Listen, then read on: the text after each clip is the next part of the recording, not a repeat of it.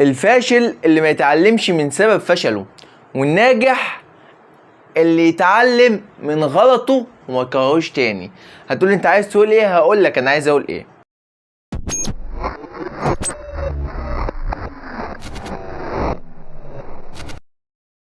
النادي الاهلي بعد خسارته في السوبر الافريقي امام نادي الزمالك عرف ان هو عنده اخطاء كبيره جدا اداريه، ولقى ان لعيبته متهاونه واللعيبه مش بتلعب برجوله، واكتر حاجه مركزه فيها الخروج والسهر، وان هم يطلعوا مش عارف افتتاح محل وافتتاح محل جزم وبدل وحركات من دي.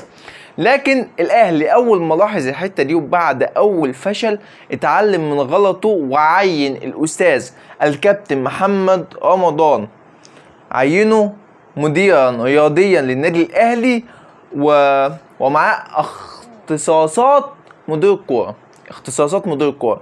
ليه يا جماعه؟ لان الاستاذ محمد رمضان ده شخصيه كويسه، اكيد طبعا مش هنقارنه برضه بسيد عبد الحفيظ قبل ما نشوف شغله. اصلا ما ينفعش حد يتقارن بسيد عبد الحفيظ، لان سيد عبد الحفيظ اكتر واحد فاهم شغلانته اكتر او احسن مدير كوره في مصر، عشان ما نتكلمش ونحكي في الموضوع ده كتير.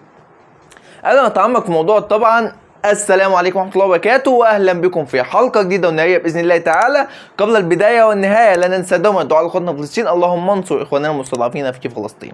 وتعيين الاستاذ محمد رمضان طبعا مديرا رياضيا ومع اختصاصات مدير الكره، مع طبعا ان هو يبقى مشرف على اداره السكاوتنج واداره التعاقدات، وده حاجه كويسه جدا. والنادي الاهلي فعلا بدا يصلح من اخطائه، الاخطاء المهمه جدا اللي كانت سبب كبير جدا في فشل النادي الاهلي وهزيمته القاسيه امام نادي الزمالك في السوبر الافريقي. تقول لي ازاي هزيمه قاسيه واحنا خسرانين بضربات الجزاء؟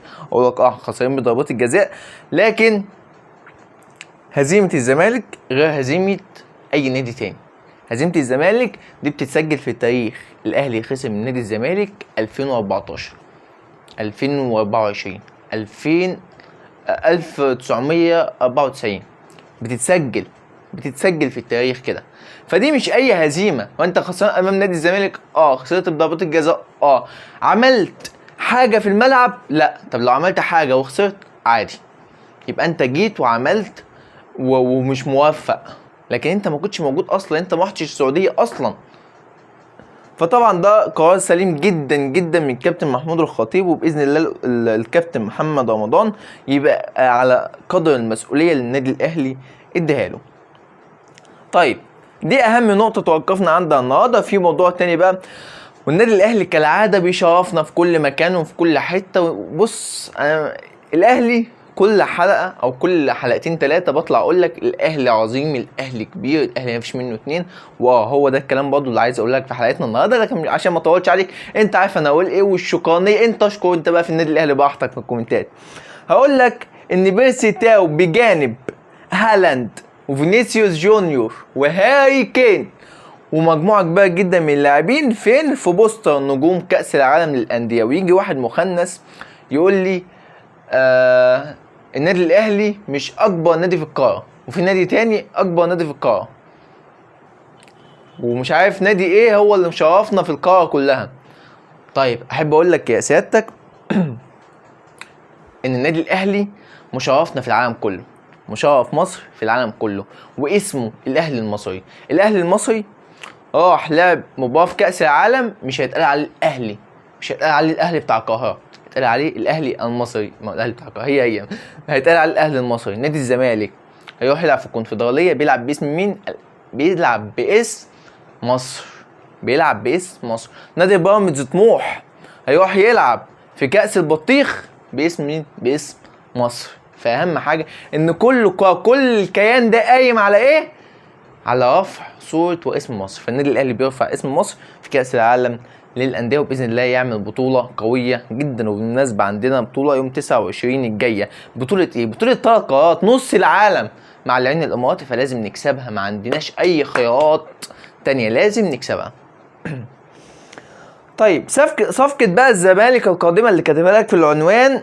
طبعا بعد نادي الزمالك ما دعم هجوم كونراد مشلاك وحسام اشرف، اللاعب اللي كان جاي من المحله، اللي كان ثالث الدوري المصري، ثالث هدافي الدوري ب 14 هدف بعد وسام ابو علي وفيستون مايلي كان موجود حسام اشرف.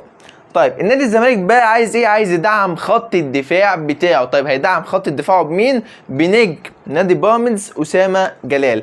طيب نادي الزمالك عرض على نادي بيراميدز حسام اشرف اللي لسه جاي نادي الزمالك، لكن بعد ما ناصر منسي تألق او بعد ما جاب هدف مش عارف طالعين بيه ليه في السما، بعد ما جاب هدف امام النادي الاهلي وهدف غالي جدا جدا لنادي الزمالك او لناصر منسي اللي افتكر الكوره قدام النادي الاهلي، قال خلاص هنبقي على منسي وخلاص هنمشي اسمه ايه ده، حسام اشرف لسه جاي، يعني ده هو ده نجم المستقبل حرفيا.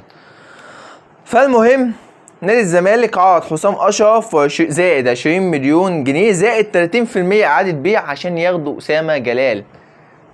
حسام اشرف بيع نهائي، 30% اعاده بيع، وكمان 20 مليون جنيه، مبلغ كبير خيالي وعرض ما يترفضش من نادي بيراميدز. نادي بيراميدز قال له اديني فرصه مهله افكر في الموضوع ونرجع لملاك النادي. فلسه الموضوع يعني يقترب بقوه من نادي الزمالك، وبشكل كبير جدا ممكن تشوف اسامه جلال في الفتره الجايه بيلعب لنادي الزمالك. كاتب لك برضه في العنوان راحلين عن النادي الاهلي او الثنائي، رحيل الثنائي عن النادي الاهلي. من هما الثنائي؟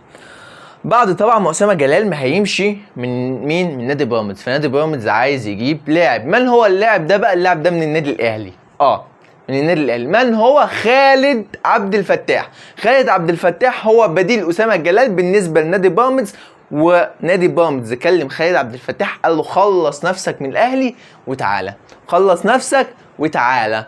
الموضوع خلاص اصلا. ليه؟ لان خالد عبد الفتاح اصلا ما بيلعبش خالص يعتبر مع مارسيل كولر، مع انه موهبه كبيره، لكن الفتره دي تحت الصفر، او بيطلع يثبت نفسه وبعد كده بيدفن تاني.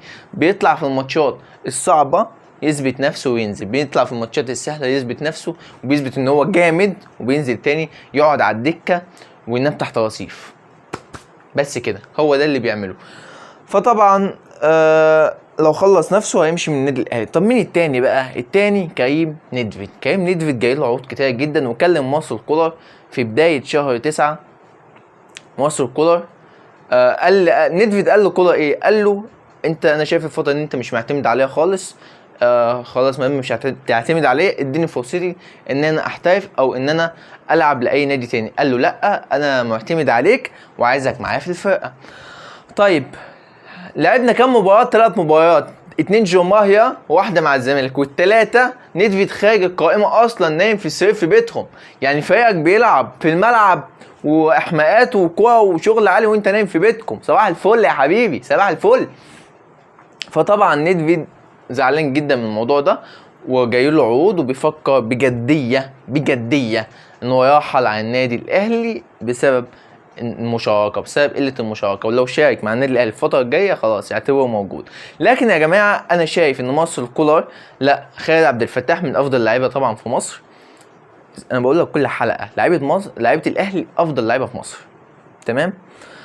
فخالد عبد الفتاح لا، ابقى عليه، خليه معانا، وخلي نيدفيد، واعمل منافسه. خلي مثلا ماتش هاني. طبعا يا جماعه هاني مده غيابه هتبقى من 2 ل3 شهور، لانه عنده تمزق في رباط الصليبي الخلفي للركبه، فمن 2 ل3 شهور. طيب ما هاني ماتش، عمر كمان ماتشين بتاع اسمه ايه ده، خالد عبد الفتاح في بعض الماتشات. فانت نوع، خلي اللعيبه تخاف على مركزها. لما انت طلع بقى ناشئين، عايزك تطلع ناشئين، ادي للعيبه التانيه فرصها على حساب اللعيبه الاساسيه. انت عندك ايه؟ عندك لعيب اساسي هو معروف ان ده اساسي وده بديله، لا، العب في التشكيله اللي هو خلي المنافس ما يعرفش انت تلعب بأني تشكيل. ودي بصراحه شفناها كتير جدا مع البيتسو موسيماني، ما كنتش تعرف تتوقع له تشكيل. تتوقع مثلا عبد القادر يلعب تلاقي الشحات بيلعب، تتوقع مثلا تاو تلاقي طاهر بيلعب، ما تعرفش انت ما كنتش تعرف تتوقعه تشكيله نهائيا. فانا عايز مارسيل كولر يبدل. انا مش عايزك ان انت تلعب في التشكيل تبوظ التشكيل، لا، التشكيل كويس لكن خلي اللعيبه تخاف على مركزها، ده اللي انا طالبه. طيب اخر حاجه معانا تيشيرت النادي الاهلي الثاني. انتشر صور كتير جدا لتيشيرت النادي الاهلي اللي هو الثاني، وهو التيشيرت لونه عارفين انتوا اللون اللي هو الازرق او الكحلي، كحلي عليه بقى الالوان اللي هو الاصفر او الجولد، كحلي في جولد، تمام.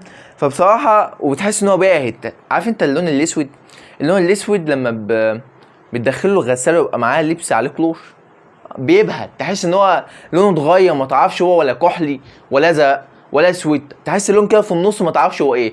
هو ده بقى تيشيرت النادي الاهلي الموسم اللي هو الجديد، التيشيرت التاني. فانا مش عارف بجد لو التيشيرت ده هو تيشيرت النادي الاهلي التاني، لا شكرا مش عايزين. احسن لكم العبوا بالتيشيرت الشناوي، العبوا بتيشيرت الحراس، اجمد بكتير من اللي انتوا عايزين تعملوه ده، ويا رب ما يكون هو ده التيشيرت الاساسي. طيب ده حلقتنا النهارده، اتمنى والله تعالى الحلقه تكون عجبتكم. لو الحلقه عجبتكم مسج عامل بلايك، اشترك في القناه وفعل زر الجرس عشان يوصل لكم كل جديد، وانتظروني غدا باذن الله تعالى في حلقه نهائيه. والسلام عليكم ورحمه الله وبركاته.